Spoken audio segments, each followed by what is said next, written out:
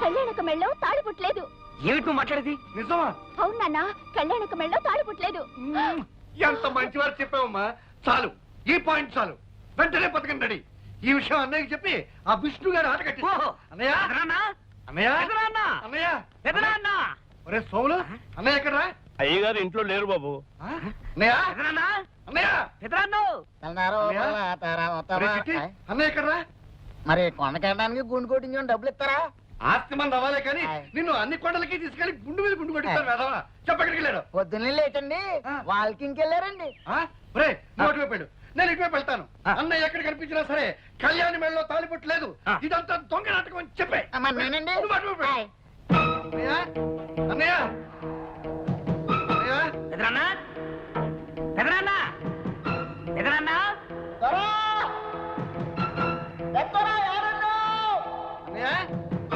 అన్నయ్య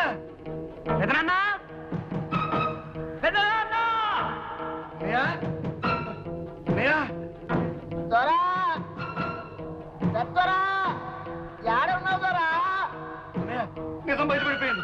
కళ్యాణికి పెళ్లి కాలేదు. ఆ వచ్చిన వాడు ఎవడో సెటిల్మెంట్ దొంగ వెళ్ళిపోయి ఉంటాడు. వాళ్ళు ఆడుతున్నది నాటకం అన్నయ్య. ఏమిట్రా నీ పిచ్చివాగుడు? ఇది పిచ్చివాగుడు కాదన్నయ్య, కళ్యాణి మెడలో తాలిపట్టు లేదు. కావాలంటే నువ్వే స్వయంగా వెళ్ళి చూడు.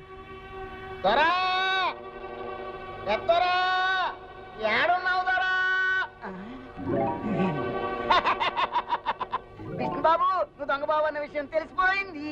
కళ్యాణమ్మ మెళ్ళలో తాలిబొట్టలేదన్న విషయం ఇంట్లో వాళ్ళందరికీ తెలిసిపోయింది. ఈ విషయం పెద్దయ్య గారికి చెప్పడానికి వెళ్తున్నాను. నువ్వు వెంటనే ఊరు వెళ్ళిపోవచ్చు. చెప్తా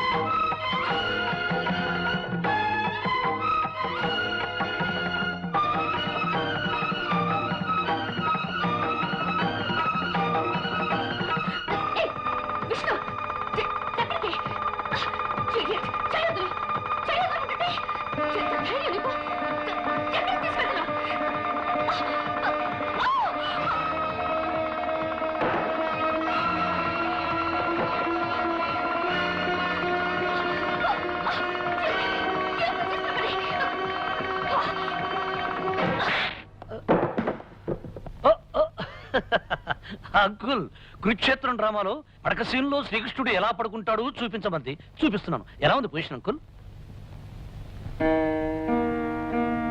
ఏమా కళ్యాణి, తాళిబుట్టలా నూనె తాడు గుచ్చి వేసుకున్నావేమిటి? బంగారం తాడు వేసుకోవచ్చుగా. సిటీలో గోల్డ్ చైన్ ఆర్డర్ ఇచ్చాం అంకుల్. 2-3 రోజుల్లో కలెక్ట్ చేసుకోవాలి కదా కళ్యాణి. అంకుల్, మీరేమిటి ఇలా వచ్చారు? ఏం లేదు ఏం లేదు, ఏదో ఒకసారి మీ ఇద్దరిని చూడాలనిపించింది, వచ్చాను. క్యారియన్ క్యారియన్.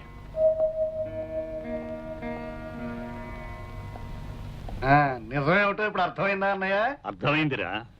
లేనిపోని కల్పించి కాపరాలు కూరదోసే బుద్ధి మీకు ఇంకా పోలేదని అర్థమైంది. నువ్వు సరిగ్గా చూసా. మీ తండ్రి కొడుకులు ఇద్దరు ఏదైనా పిచ్చాసుపత్రిలో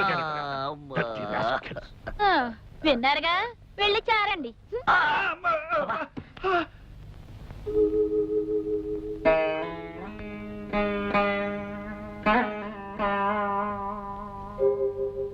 మనం ఆడే నాటకం బయటపడకుండా ఉండటానికి, ఆ పెద్ద ఆయన్ని కాపాడుకోవడానికి నాకింతకంటే వేరే ఆలోచన రాలేదు. మీరు నాకు ఇచ్చే కిరాయికి తగిన రుణం తీర్చుకోవడం నా కర్తవ్యం. మీ దగ్గర తీసుకుంటున్న డబ్బుకి ఏమాత్రమైనా న్యాయం చేయకపోతే నేను కిరాయి మనిషిని అవుతానే కానీ నిజమైన మనిషిని కాను.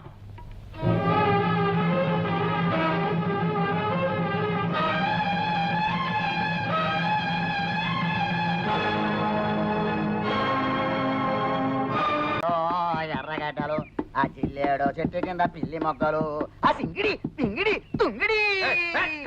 నాన్న, కళ్యాణి మెడలో తాళలేదని చెప్పడానికి నేను పెదనాన్న దగ్గరికి ఎంత స్పీడ్ గా పరిగెత్తానో తెలుసా? మనం స్పీడ్ గా పరిగెత్తాం సరేరా, కానీ మనకంటే స్పీడ్ గా విష్ణుగాడండి మన పథకంతో చెడగొట్టేశాడే. అసలు వాడికి ఎవరు ఆ చెప్పారు? కొండకి గుండెకి డబ్బులు ఇస్తే నేను చెబుతా. రేయ్, పాట ఆపు చెప్పు. చెప్పంటారా? చెప్పరా. చెప్పనా? ఆ. విష్ణుకి నేనే చెప్పా. ఏమని చెప్పారా బుజ్జి? కళ్యాణం మెళ్ళలో తాలిబొట్టలేదు, నీ నాటకం బయటపడిపోయింది, నువ్వు తొందరగా పెట్టి బేడా సర్దుకుని ప్రయాణం కట్టే అని చెప్పేశాను. ఇప్పుడైనా డబ్బులు ఇస్తారా? నీకు కొండ మీద కాదురా.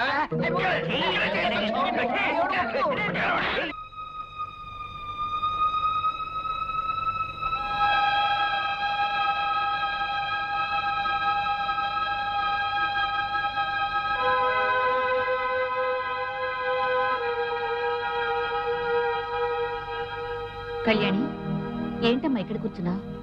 ఇవిగో పాలు.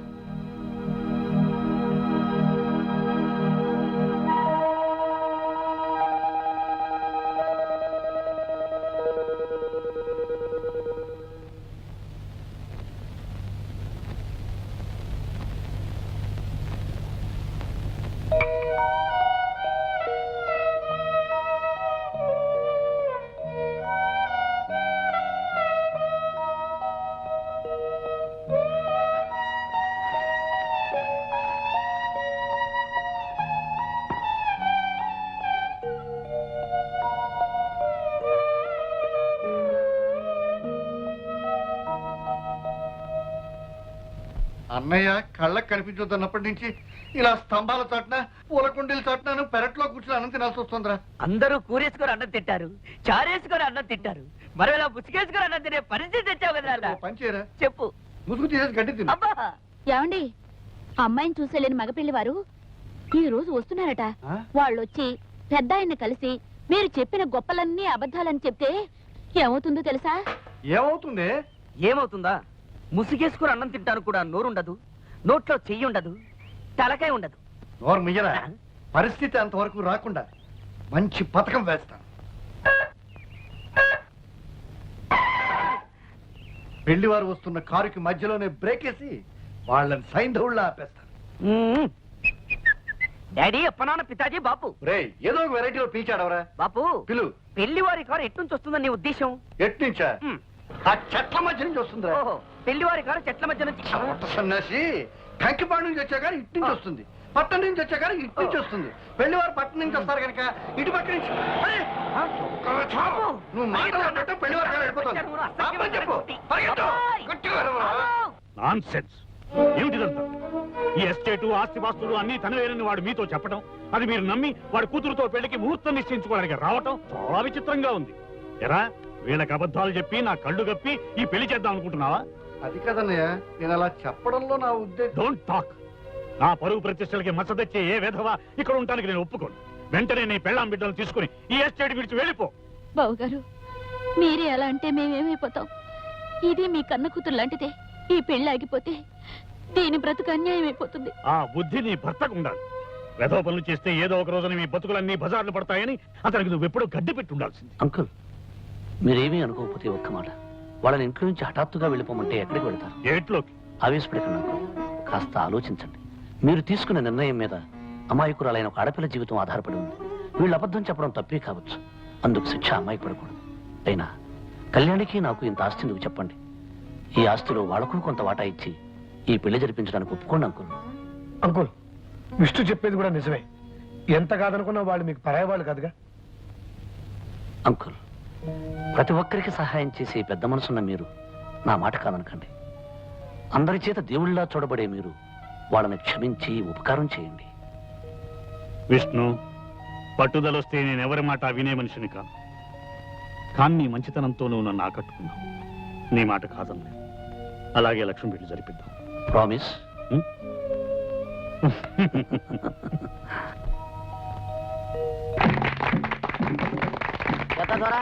తమరి పుట్టినరోజు మాకు పండగ రోజు. మీరు కలకాలం చల్లగుండాలా. మీ అభిమానానికి కృతజ్ఞుణ్ణి. పెద్ద దొర, ఈ ఏళ అమ్మాయి గోరుతో అల్లుడు గోరుతో ఈడకొచ్చినందుకు మాకు చాలా సంతోషంగా ఉన్నది. మీ తర్వాత మాకు పెద్ద దొరగా ఉండాలని ఈ తాయెత్తు ఈ మెడలో కడుతున్నాను. మీ ఇద్దరు సిలకా గోరింకల్లా ఉండాలా